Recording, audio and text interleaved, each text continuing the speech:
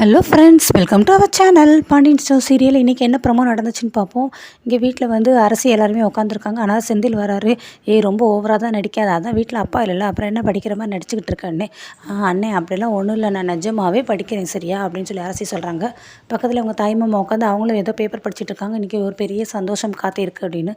ஆமாம், என்னத்த சந்தோஷம் இருக்கும் அப்படின்ட்டு ராசி பண்ண படிச்சுட்டு இருக்காங்க. ஆனால் அவங்க வந்து கதிரும் வராங்க. கேக்கு ரெடி அப்படின்னு சொல்கிறாங்க. அண்ணா கேக் வாங்கிட்டு வந்துட்டியா அப்படிங்கிறாங்க. அந்த பாரு இன்றைக்கி என்ன கேக்கு அப்படின்னு சொல்லி அரசி கேட்கவும், ஃப்ளாக் ஃபாரஸ்ட்டுன்னு. ஐயோ, எப்போ பார்த்தாலும் இதே ஃப்ளாக் ஃபாரஸ்ட் தானா, கொஞ்சம் டிஃப்ரெண்ட்டாக ஒயிட் ஃபாரஸ்ட் இல்லாட்டினா ரெட் வெல்வெட் கேக்கு இல்லாட்டினா இந்த பன்னீர் கேக்கு அந்த மாதிரி வித்தியாசம் வாங்க வேண்டியதானே, எப்போ பார்த்தாலும் இதையே வாங்கிட்டே இருக்கேன்னு. ஆமாம், மாமா கொடுத்த 500 ரூபாய்க்கு இந்த கேக்கு அமையாது பெரிய விஷயம் அப்படின்னு சொல்லி கதை சொல்கிறாங்க. பக்கத்தில் இருந்துட்டு அவங்க மாமா வந்துட்டு, ஒரு சின்ன திருத்தம், கொடுத்த 500 கிடையாது, பிடுங்கின 500 அப்படிங்கிறாங்க. மாமா 500 கொடுத்துட்டு ரொம்ப ஓவராக பேசாத மாமா அப்படிங்கிற. நீங்கள் 500 கொடுக்குறதுன்னு ஈஸியாக சொல்லிடுங்கடா, அந்த 500 சம்பாதிக்கிறதுக்கு நான் எவ்வளோ கஷ்டப்படுறேன்னு எனக்கு தானடா தெரியும் அப்படின்னு சொல்லி அவங்க மாமா சொல்கிறாங்க. போமாமா, அவன் தாய் மாமாவாக இருக்கிறவங்க எல்லாருமே காரு பைக்குன்னு அந்த மாதிரி பெருசு பெருசாக வாங்கி கொடுக்குறாங்க. நீ ஒரு 500 கொடுத்துட்டு இவ்வளோ பேசுறியே அப்படிங்கிறாங்க. அதுக்கடுத்து திருப்பி மீனா ராஜி 2 பேருமே வந்துடுறாங்க. செந்தில்னு இருக்காங்க, ஆனால் டீ கொடுக்குறாங்க. இந்தாங்க சித்தப்பா அப்படின்னு சொல்லி மீனா கொடுக்குறாங்க. நீங்கள் ராஜிட்ட வாங்கிக்கோங்க அப்படின்ட்டு செந்தில்கிட்ட சொல்லவும் ராஜி வந்து டீ கொடுக்குறாங்க. திருப்பி கதிர்கிட்டக்க வந்து மீனா கொடுக்கவும், யார் போட்ட டீ அப்படிங்கிறாங்க. ஏன் ராஜி போட்ட தான் குடிப்பியோ அப்படின்னு செந்தில் சொல்லவும் 2 பேரும் அப்படியே முறைச்சி பார்த்துக்கிட்டே இருக்காங்க, கதிரும் ராஜியும். அடுத்தவர் கதிர் குடிச்சிடறாரு. பரவாயில்லையே டீ குடிச்சிட்டியே அப்படிங்கிறாங்க. அடுத்த அதுக்குமே அரசி சொல்லிடுறாங்க. சரி, கேக் எல்லாம் ரெடியாக இருக்குது, சரவணன் எங்கே கேக் கட் பண்ணுறதுக்கு அப்படிங்கிறாங்க.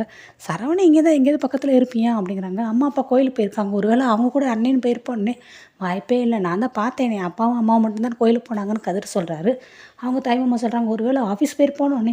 இல்லையே, வீட்டில் சொல்லாமல் அவனா ஆஃபீஸ்க்கு எங்கேயும் போக மாட்டானே அப்படிங்கிறாங்க. ஒருவேளை தனியாக எங்கேயா போயிருப்பானோ அப்படின்னு. கண்டிப்பாக அவன் தனியாக எங்கேயுமே போக மாட்டான் அப்படின்னு சொல்லி ஒருத்தாள் மட்டும் ஒரு ஆள் பேசிகிட்டு இருக்காங்க.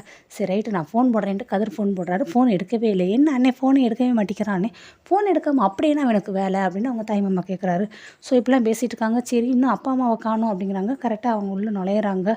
கோமதியும் பாண்டியனும். பார்த்துங்க, மெதுவாக வாங்க, உள்ளே வாங்க அப்படின்ட்டு நுழைஞ்சாங்க. ஐயோ அப்பா, என்ன நொண்டிகிட்டே வரீங்க, என்னாச்சு காலில் அப்படின்னு ஓராளாக மாறி மாறி கேட்டுகிட்டே இருக்காங்க. அவர் வந்துடுறாரு, உட்காருங்க அமைதி அப்படின்ட்டு உட்காந்துறாங்க. இல்லைடா, இந்த மாதிரி நாங்கள் பக்கத்தில் கோயிலுக்கு போனோம், காலில் இந்த மாதிரி முள்ளு குத்திருச்சு, இல்லைல்ல பெரிய முள்ளு பொழுக்குடா, சுண்டு வரல அளவுக்கு இருக்கும் அப்படின்னு கோமதி சொல்கிறாங்க. ஏன் மச்சான் செருப்பு போட்டு போகலாம்ல அப்படின்னு அவர் சொல்கிறாரு.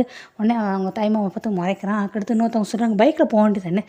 பக்கத்தில் இருக்கிற கோயிலுக்கு தான்டா, அதனால தான் நடந்து போனோடனே. சரி அப்படின்னு சொல்லிட்டு காலை காட்டுறாங்க. மீனாவும் பார்க்குறாங்க. மாமா ஒன்றும் இல்லை மாமா, சின்ன முள்ளு தான், அதில் எடுத்துறான்னு. ஐயோ வேண்டாம் ஹாஸ்பிட்டலுக்கு போவோம் அப்படின்னு செந்தில் சொல்கிறாரு. நான் இதுக்கு தான் அப்போதே சொன்னேன், கோமதி சொல்கிறாங்க. அப்போதே சொன்னேன் நான் ஹாஸ்பிட்டல் போனால், நீ இவரை தான் கேட்க மாட்டேங்கிறேன்னு. முள்ளு குத்துறதுக்குள்ள யாராவது ஹாஸ்பிட்டல் போவாங்களா அப்படின்னு சொல்லி பாண்டியன்னு சொல்கிறாரு. இருங்க மாமா, நான் முள்ளை எடுத்து விட்டுறேன். இதே மாதிரி தான் எங்கள் அப்பா சபரிமலைக்கு போகிறேன், அந்த மலைக்கு போகிறேன், இந்த மலைக்கு போகிறேன்ட்டு போயிட்டு வந்து காலில் முள்ளை குத்திட்டு வருவார். நான் தான் எங்கள் அப்பாவுக்கு முள்ளெல்லாம் எடுத்து விடுவேன்ட்டு மீனா பார்த்துக்கிட்டே இருக்காங்க. மீனா முள்ளை கரெக்டாக பார்த்து எடுத்துருவியா அப்படின்னு சொல்லி கோமதி கேட்குறாங்க. அதெல்லாம் நான் எக்ஸ்பர்ட், அதெல்லாம் கரெக்டாக எடுத்துருவேன். ராஜி, நீ என்ன பண்ணுற, போய் ஒரு தோசைக்கல்லில் வந்து கல் உப்பு போட்டு லைட்டாக வெதுப்பாக வறுத்து எடுத்து ஒரு காட்டன் துணியில் சுற்றி கொண்டுட்டு வா அப்படிங்கிறாங்க. சரி அப்படின்ட்டு ராஜி போயிடுறாங்க. மீனா இல்லாட்டினா ஆஸ்பத்திரி போயிருமா மீனா, எதுக்கு மீனா ரிஸ்க் எடுத்துக்கிட்டுனே. தொணங்க நீங்கள் ஆளாளுக்கு ஒன்று சொல்கிறீங்க, நீங்கள் முதல்ல அவங்களுக்குலாம் பயமாக இருக்கணும், உள்ளே போங்க நீங்கள் எல்லாரும் அப்படிங்கிறாங்க. அவங்க தாய்மாமா சொல்கிறாரு, இல்லைம்மா கொஞ்சம் பார்த்து எடுக்கணும் மீனானே. சரி சித்தப்பா, நான் பார்த்து எடுத்துக்கிறேன், நீங்கள் முதல்ல உள்ளே போங்க. கதிர், நீ ராஜி கூட்டிகிட்டு உள்ளே போ, நீங்களும் போங்க அப்படின்னு செந்தில் சொல்கிறாங்க. இரு சரி, நான் எதுவும் வாயெல்லாம் பேச மாட்டேன், நீ செய்கிறத நான் பார்க்க மாட்டேன் செய்கிறேன் அப்படின்ட்டு செந்தில் சொல்கிறாரு. கோமதி சொல்கிறாங்க, மீனா பார்த்துட்டு மீனா அப்படிங்கிறாங்க. அத்தை நீங்கள் தொணங்க தெரியும், உள்ளே போய் இருங்க அத்தை, நான் முள்ளெல்லாம் எடுத்ததுக்கப்புறம் உங்களை கூப்பிட்றேன். இல்லை நான் என் வீட்டுக்கார விட்டுட்டு எங்கேயும் போக மாட்டேன் அப்படின்ட்டு கோமதி சொல்கிறாங்க. அதுக்கடுத்து வந்து உப்பு கொண்டு வந்துடுறாங்க. பார்த்து உப்பு சுற்ற போகுது அப்படிங்கிறாங்க. ஐயோ, நான் சூடெல்லாம் பார்த்து தான் வைப்பேன் சரியா அப்படின்னு சொல்லி அவங்க பிடிச்சிட்டு இருக்காங்க. ஆனால் அவங்ககிட்ட பண்ணிகிட்ட பேசிகிட்டே இருக்காங்க. மாமா என்னை மன்னிச்சிருங்க மாமா, அன்றைக்கி கொஞ்சம் நான் சத்தமாக பேசிட்டேன் உங்ககிட்டக்க, எனக்கு கோவம்லாம் அப்படிலாம் ஒன்றும் கிடையாது, ஆனால் நான் வந்து பேசுனது தப்பும் கிடையாது தான். ஆனாலும் எங்கள் வீட்டில் வந்து நான் அப்படி வளர்ந்துட்டேன்னா, எங்கள் வீட்டில் உள்ள வழக்கம் வேறு, இங்கே உள்ள வழக்கம் வேறு, எனக்கு அது கொஞ்சம் செட் ஆகலையா, அதனால தான் எனக்கு அப்படி நான் பேசிட்டேன். பேசுனதெல்லாம் கொஞ்சம் தப்பு மன்னிச்சுக்கோங்க நீங்கள்.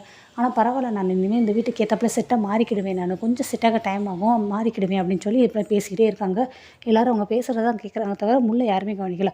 உடனே படக்குன்னு மீனா வந்து முள்ளை பிடிங்கிறாங்க. பாண்டியன் ஆண் கத்துறாரு, என்ன முள்ளை பிடுங்கிட்டேன் அப்படின்னு மீனா அழகு க்யூட்டாக பேசுகிறாங்க. அவர் கத்துற சத்தத்தை கேட்டு எல்லாருமே அரசி அவங்க கதிர் எல்லாருமே ஓடிந்துறாங்க. ஐயோ என்னாச்சு எதுக்குப்பா இவ்வளோ தூரம் கத்துறீங்கன்னே, இங்கே பாரு எவ்வளோ பெரிய முள்ளுன்னு.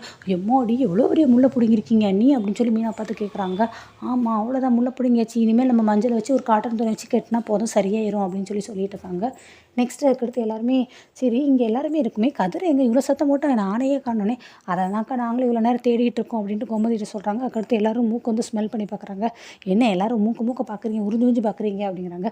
இல்லை ஏதோ ஒரு வாசம் வருது கருகிற வாசம் இல்லை ஒரு மாதிரி சமைக்கிற வாசம் இல்லை இந்த வாசம் நல்லா இருக்குது ஆனால் என்ன வாசம் தெரியலன்ட்டு ஆளாளுக்கு சொல்கிறாங்க. ஒருத்தவங்க ஏதோ விபூதி வாசம் வருது அப்படிங்கிறாங்க. இல்லை சந்தன வாசம் வருது அப்படின்னு இல்லை சூட வாசம் வருது இல்லை ஏதோ சென்ட் வாசம் வருதுன்னு ஆளாளுக்கு ஒன்று சொல்கிறாங்க. இல்லைடா கோமதி சொல்கிறாங்க இதே வாசம் தான் நம்ம கோயிலையும் இருந்துச்சு. ஒருவேளை நாங்கள் போயிட்டு வந்தோடனே முருகர் நம்ம வீட்டுக்கே வந்துட்டாரோ ஐயோ சூப்பர் அப்படிங்கிறாங்க.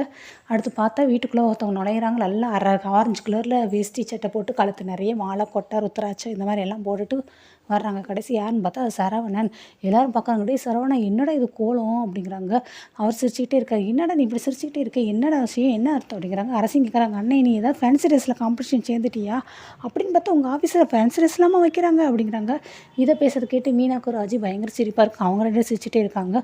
ஒருத்தவங்க கேள்விக்கிட்டே இருக்காங்க. அவர் அவங்க மாமா கேட்குறாரு டே நீ ஏதாவது தப்பு செஞ்சுட்டியடா போலீஸ் ஒன்று எதுவும் தேடுதாடா அதனால இந்த மாதிரி மாறு விஷயத்தில் தெரியுதா அப்படின்னாலும் நீ அந்தளவுக்கு அப்படி தப்புலாம் செய்கிற ஆள் கிடையாது நீ தப்பு செய்ய மாட்டியேடா அப்படின்னு. டே என்னென்னு சொல்லுடா எல்லாரும் ஆளாலும் கேட்டுக்கிட்டே இருக்க முடியாது நீ என்னடா சிரிச்சுக்கிட்டே இருக்காடா அப்படின்னு. நான் இனிமேல் வந்து இந்த மாதிரியான வாழ்க்கையிலேருந்து விடுபட்டு நான் வந்து பிரம்மச்சாரி ஆக போகிறேன் அப்படிங்கிறாங்க. என்னது பிரம்மச்சாரியா அப்படின்ட்டு என்னமோ ஒரு பேசுகிறாரு தமிழில். அதை எல்லாருமே கேட்டுட்டு என்னடா அப்படிங்க பாண்டியன் இதெல்லாம் கேட்டுட்டு பயங்கரமாக முறைக்கிறாரு. பாண்டியனுக்கு புரிஞ்சு போச்சு பிரம்மச்சாரியனும் கல்யாணம் பண்ணாமல் இருக்கிறதுடா அப்படிங்கிறாங்க. ஆமாம் நீங்கள் சொன்னீங்களே அதை நான் இனிமேல் நான் செய்கிற வந்து ஒரு ஆலோசனையில் இல்லை அப்படிங்கிறாங்க. ஏன்னு கல்யாணங்கிற வார்த்தை கூடமா நீ சொல்ல மாட்டேன் அப்படின்னு கதர் கேட்குறாங்க. ஆமாடா அப்படிங்கிறாங்க. இதெல்லாம் கேட்டுட்டு என்னடா சொல்கிற நீ நிஜமாவா இனிமேல் கல்யாணமே நீ பண்ண மாட்டியாடா அப்படின்னு. பண்ணவே மாட்டேன் நான் வந்து ஆன்மீகத்தில் ஈடுபட போகிறேன் அப்படின்னு சொல்லி இவன் சரவணாலாம் பேசுகிற கேட்டுட்டு என்னடா சொல்கிற ஐயையோ சரவணா அப்படின்னு சொல்லி பயங்கரமாக கத்தி கோமதி மயக்கம் போட்டு விழுந்துடுறாங்க. இவங்க மயக்கம் போட்டு எல்லோரும் இருந்துட்டு ஏமான்னு கத்துறாங்க. இந்த சத்தம் எல்லாமே பக்கத்து வீட்டில் இருக்கிற அவங்களுடைய அம்மா வீட்டுக்கு கேட்டுருது. அவங்க அம்மாவுக்கு சத்தம் கேட்குது. அவங்க 2 அண்ணன் இருக்காங்க அவங்களுக்கு கேட்குது. அவங்க அன்னிக்கு கேட்குது. அவங்க அன்னிக்கு அடுப்படியிலேருந்து சிக்கமாக ஓடி வந்துட்டு அத்தை உங்களுக்கு ஏதோ சத்தம் கேட்டுச்சுல கோமதி கத்துற மாதிரி தானே கேட்டுச்சு வாங்க என்ன எதுவும் போய் பார்த்துட்டு வந்துடுவோம் அப்படிங்கிறாங்க. ஒருவேளை ராஜி கட்டின வீட்டுக்காருக்கு ஏதாவது சண்டை இருக்குமோ அதனால இது சத்தம் வந்துருக்கும் அப்படின்னு அவங்க அம்மா பேசுகிறாங்க. அவங்க 2 பேருக்கு சண்டை நடந்தால் கோமதி எதுக்கடி கற்றுப்பறா ஐயோ போச்சு என் மகளுக்கு என்னாச்சோ வாங்க போய் பார்த்துட்டு வந்துடுவோம் அப்படின்ட்டு 3 லேடிஸும் கிளம்புறாங்க. சீக்கிரமாக அவங்க மூத்த நின்றுட்டு இரு அந்த வீட்டில் யார் போகிறீங்களோ அவங்க எல்லோரும் அப்படியே அங்கேயே போயிரு யாரும் திருப்பி வராது அப்படிங்கிறாங்க. என்னங்க நீங்கள் இப்படி பேசுறீங்க நம்ம பொண்ணு அங்கே இருக்கா கொஞ்சமாவது உங்களுக்கு ஏதாவது ஒரு அக்கறை இருக்கு நீ என்னது நம்ம பொண்ணா யார் நம்ம பொண்ணு நம்மளுக்கு இருக்கிறது ஒரே ஒரு பையன் அது இவன் மட்டும்தான் அப்படின்னு சொல்கிறாங்க. யார் அந்த வீட்டு பொண்ணு நினைக்கிறாங்க அப்படியே போயிருங்க பெரிய பொண்ணு புதுசாக சொந்தம் கொண்டாடுறீங்களோ அப்படின்னு சொல்லிட்டு அவர் கோவப்பட்டுட்டு உள்ளே போயிடுறாரு. அடுத்த தம்பின்னு சொல்கிறாங்க அண்ணன் சொன்னதான் கரெக்டு நீ என்ன தேவையில்லாம போய் பேசிட்டு நீ தேவையில்லாம பேசிட்டு நீ அந்த வீட்டுக்கு போனால் அப்படியே போய் இருந்துக்கோ அப்படின்னு சொல்லிட்டு அவர் இந்த உள்ளே போயிடுறாரு. அதுக்கடுத்து திருப்பி வீடை கட்டாங்க தண்ணியெல்லாம் தெளிக்கிறாங்க. ஆனால் சரவணன் எந்த ஒரு ரியாக்ஷன் இல்லாமல் அவர் ஆட்டி சிரிச்சுக்கிட்டே இருக்காரு. தண்ணியை தெளித்து எந்திரிங்கம்மான்னு சொல்லி கோமதி எழுப்பி விட்டுறாங்க ஒரு வழியாக. என்னங்க நீங்கள் இப்படி பார்த்துட்டே இருக்கீங்க அங்கே என்னென்னமோ பேசுகிறேன் அண்ணே அப்படின்னு சொல்லி கோமதி திருப்பி புலம்புறாங்க. ஆனால் சரவணன் வந்து ஒன்றும் ஆகாது அப்படின்னு சொல்லி இப்படியே கையை வந்து முருகர் மாதிரி இப்படி வச்சுக்கிட்டே நின்றுக்கிட்டே இருக்காரு. ஸோ இதோட இன்னைக்குள்ளே எபிசோடு முடியுது. தேங்க்யூ.